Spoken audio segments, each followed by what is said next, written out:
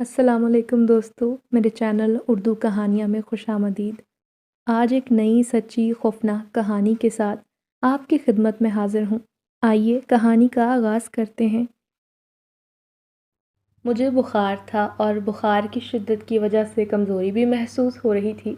दोपहर भी बहुत हो गई थी और गर्मी भी शदीद पड़ रही थी कि बर्दाश्त से बाहर थी। ऐसी गर्मी में तो इंसान चरिंद परिंद भी घोंसलों से ना निकलते थे। मगर मेरा तो ये रोज़मर्रा का काम था कि इतनी तपती दोपहर में अपना काम ख़त्म करके मैं घर वापस जाता, मगर बस आज बुखार की वजह से मुझसे एक कदम भी नहीं चला जा रहा था।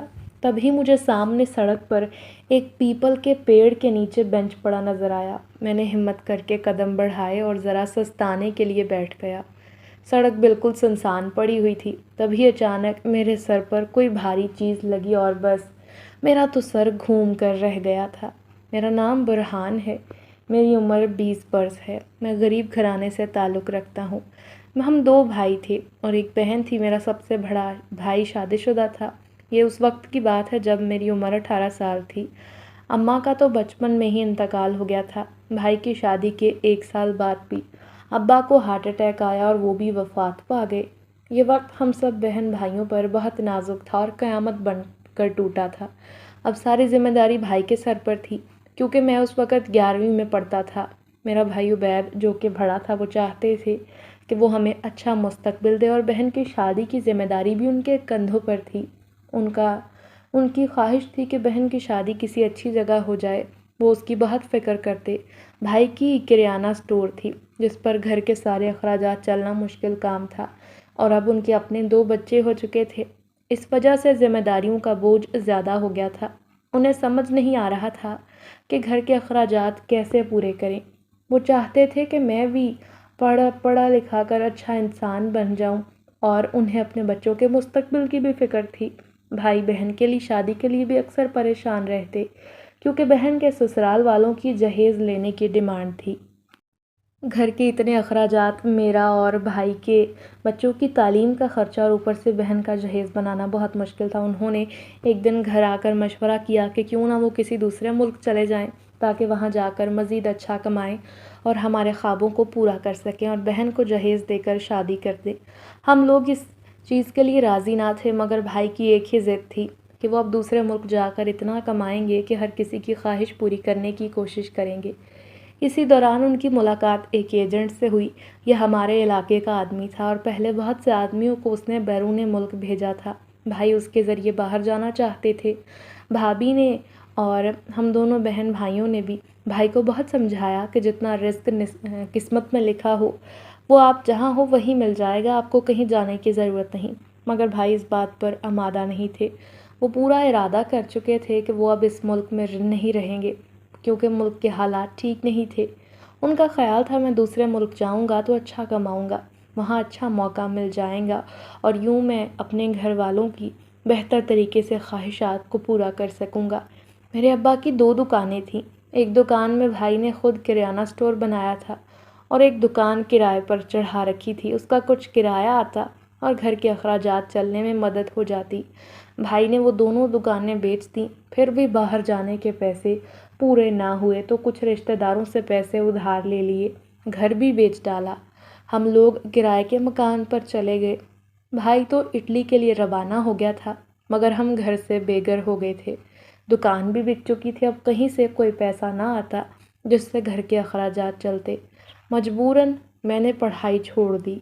कोई और काम मुझे आता नहीं था। एक दिन मज़दूरी पर गया और वो काम मुझे बहुत मुश्किल लगा, क्योंकि भाई ने आज तक मुझसे कोई काम नहीं करवाया था, बल्कि सारी जिम्मेदारी उन्होंने अपने कंधों पर ली हुई थी। मैं थका हारा परेशान घर आया तो मुझे परेशान देखकर मेरी बहन ने कहा, बुरहान क्या बात है, कोई काम नहीं मिला? मैंने कहा, आपा मुझसे ये मज़दूरी का काम नहीं होता, बहुत मुश्किल काम है। और हमारी भाभी, जो हमें माँ की तरह प्यार करती थी, उन्होंने तसल्ली देते हुए कहा, अरे बुरहान, तुम फिक्र ना करो, मुझे कपड़े सीने आते हैं ना, तो जो हुनर मेरे हाथ में है ये कब काम आएगा? मैं घर बैठकर लोगों के कपड़े सिलाई कर देती हूँ। कुछ ना कुछ पैसे तो आएंगे ना, चलो और कुछ नहीं तो घर का चूल्हा जलेगा। भाई के बच्चे, जो पहले एक छोटे से प्राइवेट स्कूल में पढ़ते थे, उनकी अब फ़ीस देना मुश्किल हो गई। घर का चूल्हा जलना मुश्किल हो गया था और फ़ीस कैसे अदा करते? مجبور ہو کر انہیں اسکول سے اٹھا کر قریب کے گورنمنٹ اسکول میں داخل کروا دیا تاکہ ان بچوں کی تعلیم تو جاری رہے، مگر گھر کے حالات دیکھتے ہی دیکھتے زیادہ خراب تر ہونے لگے۔ میں نے ارادہ کیا کہ یوں ہاتھ پر ہاتھ رکھ کر بیٹھنے سے کچھ نہیں ہوگا۔ پھر میں نے سوچا کہ میں اخبار بیچنے کا کام کروں گا۔ میں گھر گھر اخبار بیچنے لگا، اس سے کچھ پیسے چلتے تو چلو 2 وقت کا کھانا مل جاتا، مگر اتنے پیسوں سے گھر کے سارے خرچے نہیں چل سکتے تھے۔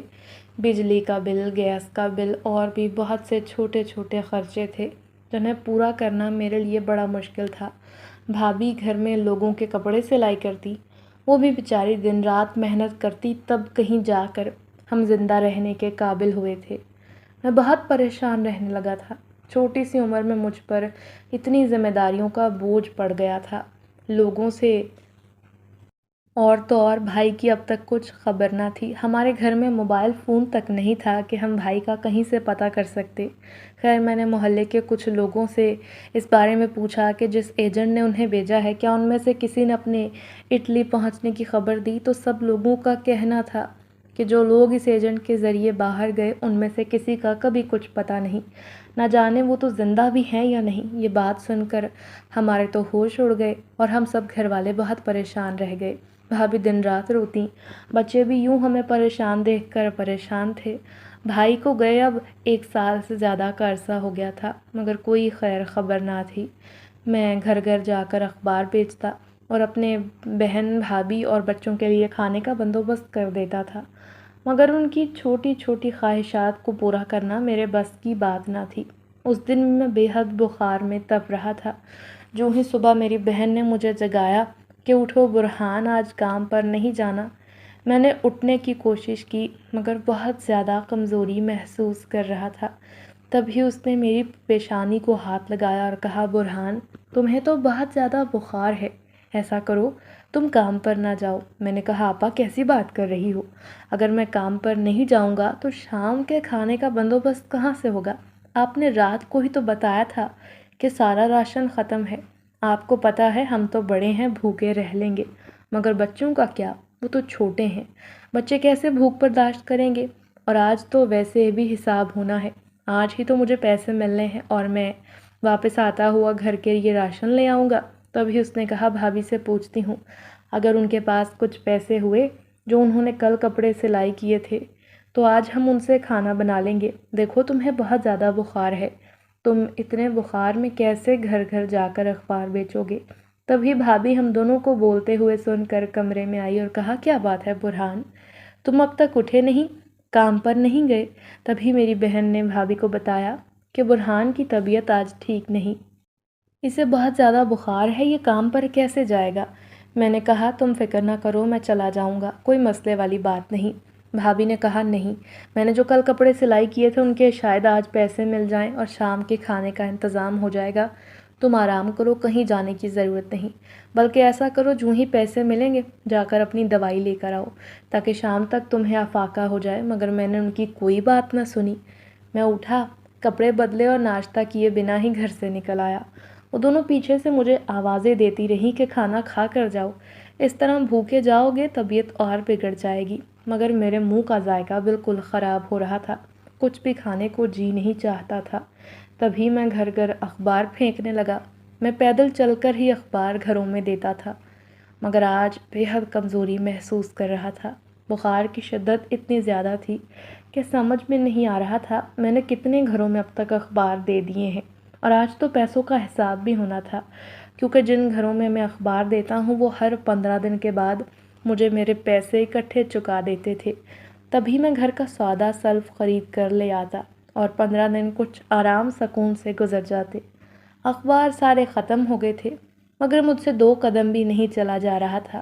بخار کی وجہ سے میں بہت زیادہ کمزوری محسوس کر رہا تھا۔ دوپہر بھی بہت ہو گئی تھی، گرمی کی شدت اتنی زیادہ تھی کہ برداشت نہیں ہو رہی تھی۔ اتنی گرمی میں انسان پرندے بھی شاید گھونسلوں میں چھپے بیٹھے تھے۔ مجھے سامنے ایک پیپل کے پیڑ کے نیچے بینچ پڑا نظر آیا۔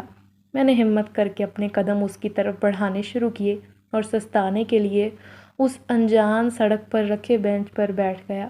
میں سوچ رہا تھا اس وقت تو سب لوگ اپنے اپنے گھروں میں اے سی کے نیچے لیٹے آرام کر رہے ہوتے ہیں، مگر یہ مجبوریاں بھی نہ جانے انسان سے کیا کیا کروا دیتی ہیں۔ بخار کی شدت اتنی زیادہ تھی کہ مجھے لگ رہا تھا اب مجھ سے 2 قدم بھی مزید نہیں چلا جائے گا، اور میں کچھ دیر سر پکڑ کر وہیں پڑے بینچ پر بیٹھ گیا۔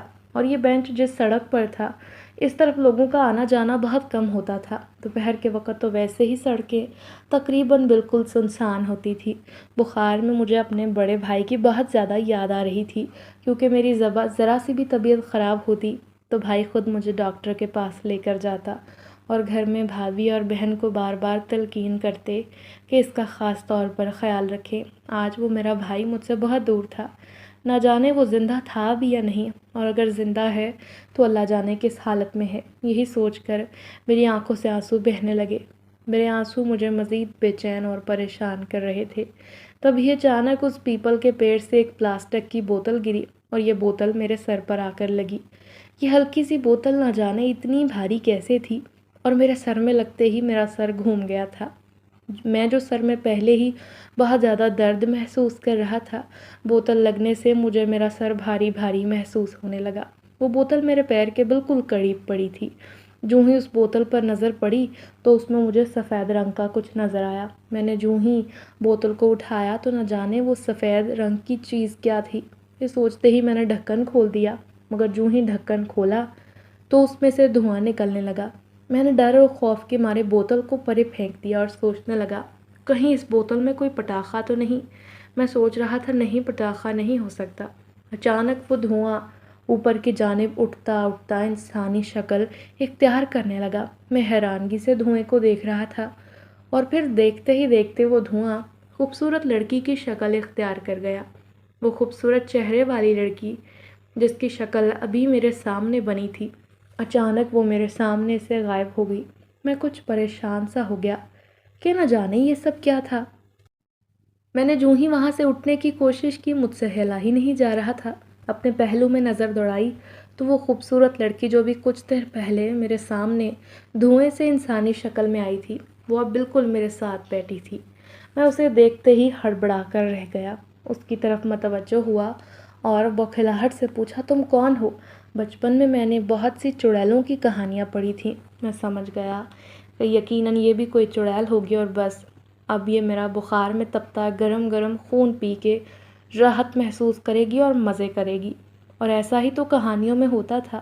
ان کہانیوں میں چڑیلیں انسانوں کا خون ہی تو پیتی تھیں، اور یہ بوتل میں سے کوئی قید چڑیل نکلی ہے اور اب میرا خون پی جائے گی۔ میں اس کے بارے میں یہی سوچ رہا تھا جب اس لڑکی نے مجھے دیکھ کر مسکرایا اور کہا گھبراؤ نہیں، میں تمہیں کچھ نہیں کہوں گی اور میں کوئی چڑیل نہیں۔ اس کی یہ بات مجھے حیران کر گئی کہ اسے کیسے پتہ چلا میں اس کے بارے میں یہی سوچ رہا تھا۔ وہ مسکراتی ہوئی مجھے دیکھ رہی تھی، یوں لگ رہا تھا جیسے اسے مسکراتا دیکھ کر میرا سارا بخار اتر گیا ہے۔ وہ اتنی خوبصورت تھی، اس کی بڑی بڑی جھیل جیسی آنکھیں، خود کو میں ان میں ڈوبتا محسوس کر رہا تھا۔ اس کے لمبے سیاہ بال جو اس کی پشت کو چھو رہے تھے، اس کی گوری رنگت اور بائیں گال پر تل کا نشان کسی کی جان نکالنے کے لیے کافی تھا۔ یہ اتنی خوبصورت تھی کہ جی چاہتا تھا بس اسے دیکھتا رہوں۔ نہ جانے کیوں میں اس لڑکی کی محبت میں کھو گیا تھا۔ اس کی یہ حسین و جمیل شکل و صورت نہ جانے کیوں مجھے اپنی طرف کھینچ رہی تھی۔ میں نے اسے دیکھا اور دیکھتا ہی چلا گیا۔ اس کی وہ مسکراہٹ جو آنکھوں سے شروع ہو کر اس کے ہونٹوں تک آتی تھی، میں تو بس اس میں گھائل ہو کر رہ گیا۔ ابھی اسے دیکھ ہی رہا تھا کہ اچانک تیز آندھی چلنے لگی، مگر یوں لگ رہا تھا کہ یہ آندھی صرف میرے ارد گرد ہی چل رہی ہے اور کہیں بھی اس آندھی کے آثار نظر نہیں آ رہے۔ اس تیز آندھی میں نے خود کو بچانے کے لیے بینچ کو مضبوطی سے پکڑ لیا تھا۔ یوں لگ رہا تھا کہ پیپل کے پیڑ کی شاخیں ٹوٹ کر بس میرے اوپر گر جائیں گی۔ مجھے بہت خوف محسوس ہو رہا تھا۔ یہ عجیب و غریب قسم کی آندھی تھی۔ اب تو اس آندھی سے اڑنے والی مٹی میری آنکھوں میں گھس گئی تھی، میرے لیے دیکھنا مشکل ہو گیا تھا۔ اچانک وہ آندھی کم ہونے لگی، مگر جو ہی میں نے آنکھوں کو مسلتے ہوئے سامنے دیکھا، میری تو روح تک کانپ اٹھی۔ میرے بالکل سامنے 3 انتہائی ڈراؤنی شکل کے آدمی کھڑے تھے، جن کا قد تا حد لمبا، رنگت کالی سیاہ ان کی جلد لٹکتی ہوئی، سر پر 2 سینگ تھے اور کوئی بھی بال نظر نہیں آ رہا تھا۔ انہیں دیکھتے ہی میں ایک دم سے چیخا۔ وہ جو لڑکی میرے بالکل قریب بیٹھی تھی وہ بولی، گھبراؤ نہیں، تمہیں کچھ نہیں ہوگا، یہ تمہیں کچھ نہیں کہیں گے۔ میں نے کہا، یہ کون ہے؟ یہ اتنی ڈراؤنی شکل والے آدمی یہ کہاں سے آ گئے؟ یہ کون سی مخلوق ہیں؟ تبھی وہ لڑکی اٹھ کھڑی ہوئی اور کہنے لگی، کیسے ہو آپ سب، اور میرے بابا کیسے ہیں؟ ان میں سے ایک آدمی جب بولا تو مجھے لگ رہا تھا بس میرے کانوں کے پردے پھٹ جائیں گے، کیونکہ اس کی آواز اس قدر بھاری اور بھیانک تھی کہ میں نے بے اختیار کانوں پر ہاتھ رکھ لیے، مگر اس کی آواز اتنی زیادہ تھی کہ دونوں ہاتھ رکھنے کے باوجود کانوں میں گھستی جا رہی تھی۔ تب اس لڑکی نے انگلی کا اشارہ کرتے ہوئے اس شخص کو خاموش کروا دیا اور کہا، میں تمہارے ساتھ چلتی ہوں، مگر اس سے پہلے مجھے 2 جنات چاہیے جو اس لڑکے کی رکھوالی کر سکیں، کیونکہ اب اس لڑکے کی جان کو خطرہ ہو سکتا ہے۔ وہ ہدہد جن کسی وقت بھی یہاں آ کر اسے نقصان پہنچا سکتا ہے، کیونکہ اس تک یہ خبر پہنچ گئی ہوگی کہ میں آزاد ہو گئی ہوں۔ تبھی اس لڑکی نے چٹکی بجائی اور وہ تینوں خوفناک شکل کے آدمی اچانک سے بالکل انسانی روپ میں آ گئے۔ میں یہ دیکھ کر حیران ہو رہا تھا کہ یہ سب ہو کیا رہا ہے۔ میں وہاں سے چپکے سے بھاگ جانا چاہتا تھا، مگر اس لڑکی نے مجھے بازو سے پکڑ لیا اور دوبارہ بینچ پر بیٹھنے کا اشارہ کیا اور کہا، اب تم یہاں سے نہیں جا سکتے، تمہیں پتہ ہے تم نے مجھے آزاد کیا ہے، مگر اب تمہاری اپنی جان خطرے میں آ گئی ہے اور میں تمہیں کسی بھی خطرے میں نہیں آنے دوں گی، کیونکہ اب سے میں تمہاری غلام ہوں، تمہاری احسان مند ہوں۔ تم نے مجھے قید سے رہائی دلوائی ہے۔ وہ لڑکی بولی، مجھے اس لڑکے کی حفاظت کے لیے کچھ لوگ چاہیے۔ تبھی ان میں سے ایک آدمی بولا، شہنشاہ کا حکم ہے کہ جس نے آپ کو کیسے آزاد کیا اسے آپ اپنے ساتھ لے کر آئیں۔ میں ان کی یہ بات سن کر گھبرا گیا۔ اللہ جانے یہ کون ہیں، کون سی مخلوق سے تعلق رکھنے والے ہیں اور کون لوگ ہیں، اور اب مجھے اپنے ساتھ لے جانے کا کہہ رہے ہیں۔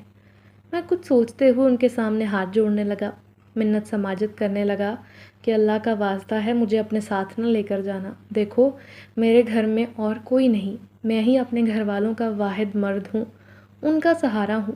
میرے گھر والوں سے یہ سہارا نہ چھیننا۔ اگر مجھ سے کوئی غلطی ہو گئی ہے تو مجھے معاف کر دیں۔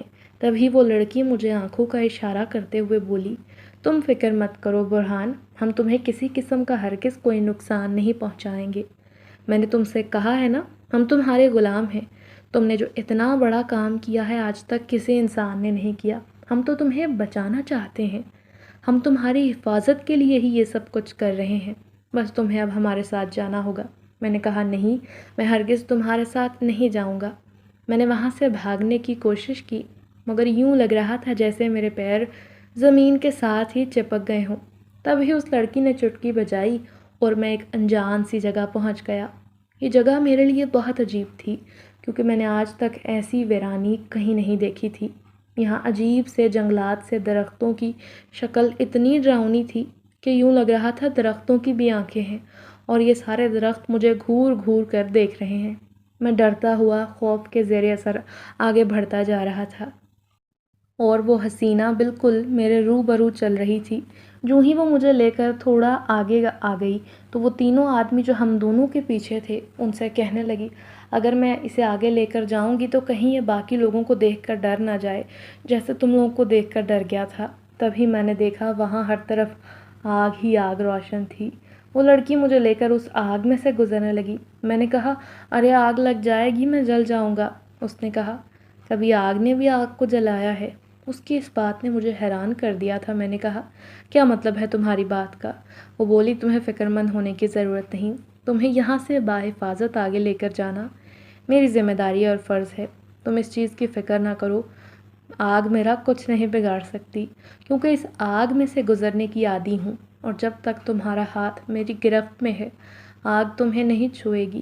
اس کی اس بات سے میں بہت حیران تھی، مگر سمجھ سے باہر تھا کہ آخر معاملہ کیا ہے۔ پھر اس نے میرا ہاتھ تھاما اور وہ اس آگ میں سے میرے ساتھ یوں گزرنے لگی جیسے پھولوں کی سیج پر سے گزر رہی ہو، اور میں بھی اتنے آرام سے اس آگ میں سے گزر گیا تھا۔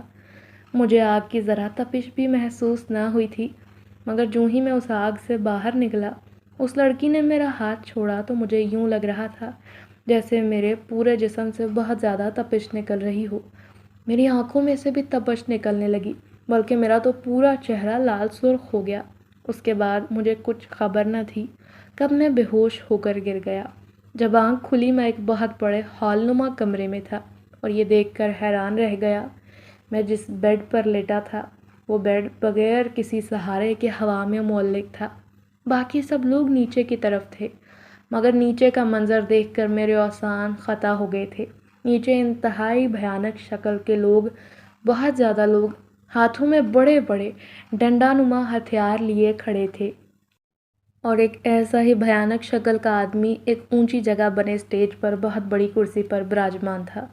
اس کرسی پر اوپر والی جانب بڑی بڑی دو سفید رنگ کی آنکھیں بنی ہوئی تھی اور آنکھوں سے یوں لگ رہا تھا جیسے خون ٹپک رہا ہے۔ یہ منظر دیکھتے ہی میرا جسم تھر تھر کانپنے لگا۔ تبھی اس لڑکی کی نگاہ مجھ پر پڑی۔ اس نے انگلی کے اشارے سے میرے بیڈ کو نیچے اتارا۔ میں جلدی سے اٹھا اور ڈرتا سہمتا ہوا سمٹ کر بیٹھ گیا۔ تبھی وہ آدمی جو اسٹیج پر بیٹھا تھا، اس نے اس لڑکی کو اپنے پاس اسٹیج پر بلایا، اسے بہت سارا پیار کیا۔ وہ اسے بابا بابا بلا رہی تھی۔ میں حیران ہوا کہ لڑکی اتنی حسین ہے اور جسے اپنا بابا کہہ رہی ہے وہ تو اتنی بھیانک شکل والا ہے۔ پھر ایک کمرے سے ایک ایسی ہی بھیانک شکل کی عورت نکلی جو کہ سونے اور ہیرے کے زیورات سے لدی ہوئی تھی۔ اس کے سر پر ایک بہت بڑا تاج تھا اور وہ بھی آتے ہی اس لڑکی سے لپٹ گئی اور بولی، میری بیٹی، تمہیں پتہ ہے میں نے تمہارا کتنا انتظار کیا۔ ہم لوگ تو امید چھوڑ بیٹھے تھے۔ کہاں ہے وہ آدم زادہ جس کی بدولت آج تم ہم سے ملی ہو؟ ہم تو ہمیشہ کے لیے اس کے غلام بننے کو تیار ہیں۔ اس نے ہمارا اتنا بڑا کام کر دیا۔ اچانک اس کی نظر مجھ پر پڑی اور کہا، اتنا ڈر کیوں رہے ہو؟ آؤ یہاں آ کر بیٹھو، یہ تمہاری جگہ ہے، اسٹیج پر آؤ۔ ہم تو تمہارے غلام ہیں اور تم ہمارے آقا ہو۔ جو تم نے ہمارے لیے کیا وہ تو کوئی آقا بھی نہیں کرتا۔ وہ کام جو ہم صدیوں سے نہ کر پائے تھے۔ کئی 100 سال سے ہماری بیٹی اس بوتل میں قید تھی مگر ہم اسے آزاد نہ کروا سکے۔ تم نے اسے آزاد کروا کر ہم پر بہت بڑا احسان کیا اور ہمارے ساتھ جو بھی اچھا کرتا ہے ہم تمام عمر اس کا ساتھ نہیں چھوڑتے۔ پھر 2 آدمیوں نے مجھے تھاما اور اسٹیج کی طرف لے جانے لگے مگر میری تو جیسے ٹانگوں میں جان باقی نہ رہی تھی۔ مجھے اتنا زیادہ خوف محسوس ہو رہا تھا کہ میں قدم نہیں اٹھا پا رہا تھا۔ وہ دونوں آدمی مجھے لے کر جا کر اسٹیج پر کرسی پر بٹھا کر جا چکے تھے۔ وہاں کھڑے بہت سے لوگ میرے گلے میں ہار پہنانے لگے اور ان میں سے بہت سے ہیرے جواہرات جڑے ہوئے تھے۔ میں ان سب کی طرف دیکھ کر بڑا حیران تھا۔ تبھی میرے سامنے شادیانے بجنے لگے اور کچھ خوبصورت لڑکیاں ناچنے لگیں۔ میں حیرانگی سے اس لڑکی کی طرف دیکھنے لگا جسے میں نے بوتل سے آزاد کیا تھا۔ وہ اس وقت میرے پہلو میں بیٹھی تھی۔ میرے یوں دیکھنے سے وہ سمجھ گئی کہ میں کیا کہنا چاہتا ہوں۔ اس نے کہا، یہ میرے آنے کی خوشی میں میرے ابا نے جشن رکھا ہے، تم حیران نہ ہو۔ تمہیں یہ سب چیزیں عجیب لگیں گی چونکہ یہ تمہاری دنیا نہیں، یہ کوہکاف ہے۔ میں نے بوکھلا کر کہا، کیا کہا؟ کوہکاف؟ یہ کون سی جگہ ہے؟ وہ بولی، یہ جنات کے رہنے کی جگہ ہے، جنات کا دیس۔ تو میں اس سے پوچھنے لگا، تم کون ہو؟ اس نے کہا، میں شہنشاہ جنات کی بیٹی ہوں، میرا نام ماروخ ہے۔ آج سے کئی برس پہلے میرے بابا کی ایک ہدہد نامی جن کے ساتھ دشمنی چلی تھی کیونکہ وہ پاپا کی سلطنت پر قبضہ کرنا چاہتا تھا مگر چونکہ میرے بابا نرم دل شہنشاہ تھے، تمام جنات کی سلطنت انہی کے قبضے میں تھی۔ یہاں کی رعایا میرے بابا سے بہت محبت کرتی تھی۔ وہ میرے بابا کے حکم کی پابند تھی، اسی لیے وہ میرے بابا سے سلطنت نہ چھین سکا اور اس نے اپنی اس عداوت کا بدلہ لینے کے لیے نیا حربہ ڈھونڈ نکالا۔ وہ میرے بابا سے اس چیز کا بدلہ لینا چاہتا تھا اور بس کسی موقع کی تلاش میں تھا کہ بس کسی طرح اپنے دل کو تسکین دے سکے۔ ایک دن میں کوہکاف کے باغیچے میں کھیل رہی تھی۔ بہت سے سپاہی بھی اس وقت میرے ساتھ تھے اور میں چھوٹی تھی، مجھے ان چیزوں کا کوئی علم نہیں تھا، اور بس اسی وقت وہ ہدہد جن اپنے کچھ سپاہیوں کے ساتھ آیا اور مجھے اغوا کر کے لے گیا۔ پہلے کئی سال اس نے مجھے اپنے دربار میں قید رکھا مگر جوں ہی اسے اس بات کا پتہ چلا کہ میرے بابا یہ جان چکے ہیں میں اس کے دربار میں قید تھی، اسے خطرہ لاحق ہو گیا کہ اب میرے بابا مجھے کسی نہ کسی طرح چھڑوا لیں گے۔ پھر اس نے مجھے ایک بوتل میں قید کیا اور انسانی دنیا میں پھینک دیا۔ میں اس انسانی دنیا میں کئی کچرے کے ڈھیروں پر پڑی رہی، ایک کوڑے دان سے دوسرے کوڑے دان میں چلی جاتی مگر کسی نے بھی مجھے آزاد کرنے کی کوشش نہ کی تھی۔ میں ہر وقت یہی دعا کرتی کہ کاش کوئی کوڑا چننے والا ہی مجھے آزاد کر دے۔ مگر کسی نے ایسا نہ کیا۔ پھر ایک دن اچانک 2 بچے وہاں کھیل رہے تھے۔ کھیلتے کھیلتے انہوں نے وہ بوتل اٹھائی اور ہوا میں اچھال دی، اور وہ بوتل تمہارے سر پر آ کر لگی۔ بس تب ہی تم نے مجھے آزاد کیا۔ جوں ہی میں آزاد ہوئی، میرے بابا کو میری موجودگی کا احساس ہوا کہ میں انسانی دنیا میں ہوں۔ تب انہوں نے اپنے بندے بھیجے اور مجھے یہاں فوراً بلا لیا۔ مگر اب تمہاری جان کو خطرہ ہے، کیونکہ خود یہ جان چکا ہے تم نے مجھے آزاد کیا ہے، اور اب وہ تمہاری جان کا دشمن بن چکا ہے۔ میرے بابا کے غلام اسے پکڑنے کی کوشش کر رہے ہیں، اور جب تک وہ پکڑا نہیں جاتا، وہ کسی قید خانے میں نہیں چلا جاتا، تب تک تمہیں ہمارے محل میں ہمارے ساتھ رہنا ہوگا، اور تمہیں یہاں کسی قسم کی تکلیف نہیں ہوگی۔ تمہیں یہاں ہر طرح کی سہولت دی جائے گی۔ میں نے کہا مگر میرے گھر میں کیا ہوگا؟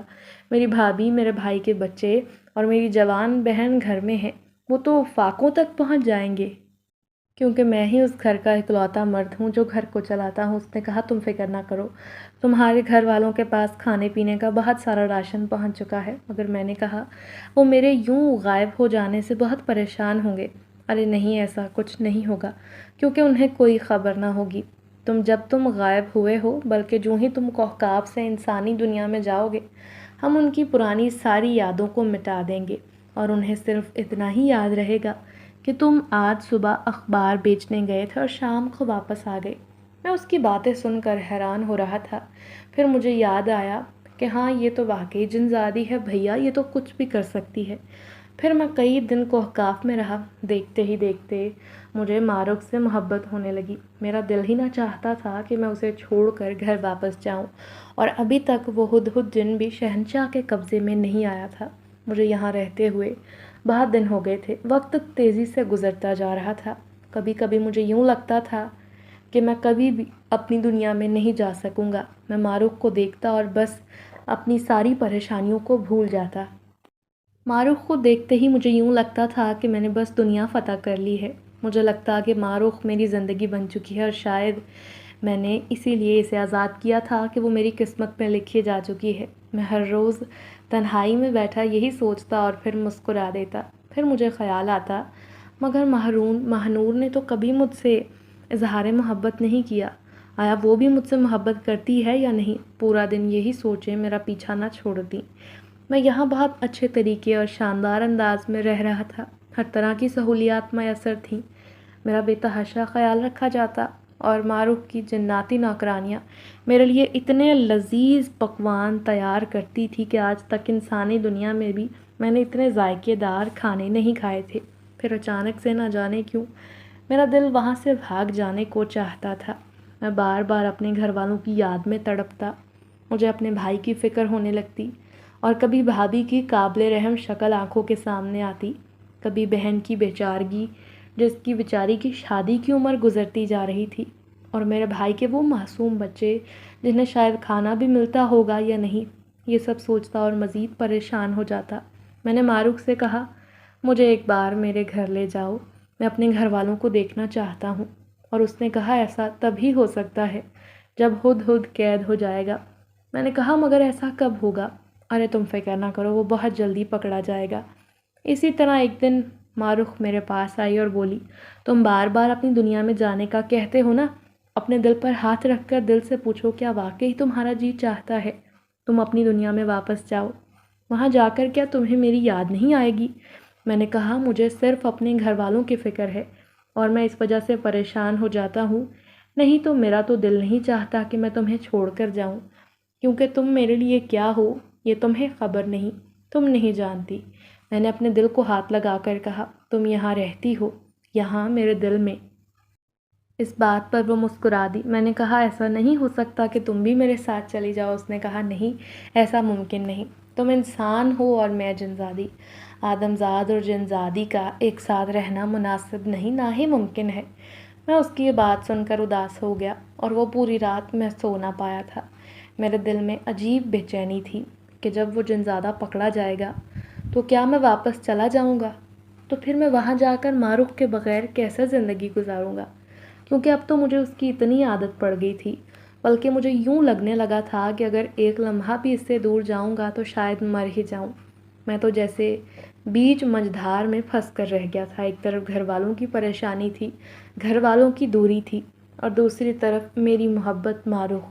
پوری رات بے چینی میں کاٹنے کے بعد جو ہی صبح ہوئی تو باہر شور سا مچ گیا تھا۔ عجیب سا شور تھا، اتنے دن میں کوہکاپ میں ایسا شور تو آج تک نہیں سنا تھا۔ خیر میں گھبرا کر کمرے سے باہر نکلا تو باہر ہال نما کمرے میں پہنچا۔ یہ دیکھ کر حیران رہ گیا کہ وہاں شہنشاہ کے کچھ غلام جنات نے ایک بہت اونچے لمبے چوڑے اور بھیانک شکل والے جن کو پکڑ رکھا تھا، اور وہ بار بار ان کی گرفت سے نکلنے کی کوشش کر رہا تھا۔ وہ اکیلا ہی 15-20 جنات پر بھاری پڑ رہا تھا۔ میں اسے دیکھتے ہی سمجھ گیا کہ یقیناً یہی ہدہد جن ہوگا۔ اس کے بارے میں معروف نے مجھے پہلے بھی بتا دیا تھا کہ یہ بہت طاقتور ہے، اور اب اسے دیکھ کر اندازہ ہو رہا تھا کہ واقعی طاقت میں اس کا کوئی ثانی نہیں۔ تبھی وہ سارے جنات اسے گھسیٹتے ہوئے کوہکاف کے تہہ خانے میں لے گئے اور اسے وہاں بند کر دیا تھا۔ وہ چیخ چلا رہا تھا، بار بار کہہ رہا تھا کہ مجھے باہر نکالو، پھر دیکھتا ہوں کہ تم میرے ساتھ ایسا کیسے کرتے ہو۔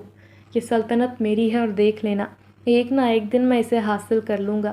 وہ قید خانے میں بھی جا کر سلطنت کے ہی خواب دیکھ رہا تھا۔ شہنشاہ جنات نے قید خانے کے دروازے پر ایک خاص قسم کا جادو کر دیا تھا۔ اب وہ دروازہ کبھی نہیں کھلے گا۔ شہنشاہ جنات واپس اپنی کرسی پر آئے اور انہوں نے مجھے اور معروف کو اپنے پاس آنے کا اشارہ کیا۔ معروف کچھ پریشان سی ہو گئی۔ وہ جانتی تھی کہ اگلا حکم اس کے بابا کا کیا ہونے والا ہے۔ میں بھی سمجھ گیا تھا کہ اب بس میری واپسی کی گھڑی آن پہنچی ہے۔ میں جو ہی شہنشاہ کے پاس گیا، میں نے پیچھے مڑ کر دیکھا، ماہنور اپنی جگہ پر ہی کھڑی تھی۔ شہنشاہ نے دوبارہ اسے پکارا، معروف بیٹی، آپ بھی ہمارے پاس آئیے۔ میں نے دیکھا اس کی آنکھوں میں آنسو تھے۔ شہنشاہ نے کہا، آج تو خوشی کا دن ہے، جشن منانے کا دن ہے، اور تم رو رہی ہو۔ یہ رونے کا دن نہیں ہے بیٹی، آج ہمارا بہت بڑا جانی دشمن پکڑا گیا ہے، وہ ہمارا قیدی ہے، اور اب ہم سب آزادی کے ساتھ اپنی زندگی جئیں گے۔ بیٹی تمہیں تو خوش ہونا چاہیے، تم اس خوفناک جن کی وجہ سے اتنے برس قید میں رہی، اور اب تمہارا دشمن، تمہارے باپ کا دشمن پکڑا گیا ہے، خوش ہو جاؤ۔ تبھی وہ بولی، آپ اس بات کو نہیں سمجھیں گے بابا جان۔ معروف کی طرف دیکھ کر شہنشاہ مسکرائے اور بولے، میں سمجھتا ہوں کہ تمہارے دل پر اس وقت کیا گزر رہی ہے۔ میں جانتا ہوں تم برہان کے واپس جانے کی وجہ سے پریشان ہو، مگر پوچھ لو اس سے، اگر یہ یہاں تمہارے ساتھ کوہکاف میں رہ کر اپنی زندگی گزارنا چاہتا ہے تو ہم اس کے گھر والوں کو مالا مال کر دیں گے، اور یہ یہیں تمہارے پاس رہے گا، مگر اس کے بعد یہ کبھی بھی اپنی انسانی دنیا میں واپس نہیں جا سکے گا، کیونکہ یہ بات تم بھی جانتی ہو بیٹی، یہ ہماری سلطنت کا اصول ہے، اور ہم کبھی بھی اپنے اصول نہیں توڑتے، خواہ اس کے لیے ہمیں اپنی اولاد کو دکھی کرنا پڑے۔ تبھی میں حیران ہو کر شہنشاہ جنات کی طرف دیکھنے لگا اور کہا، شہنشاہ یہ سچ ہے، میں معروف سے محبت کرنے لگا ہوں، مگر میں اس طرح اپنے گھر والوں کو بھی نہیں چھوڑ سکتا۔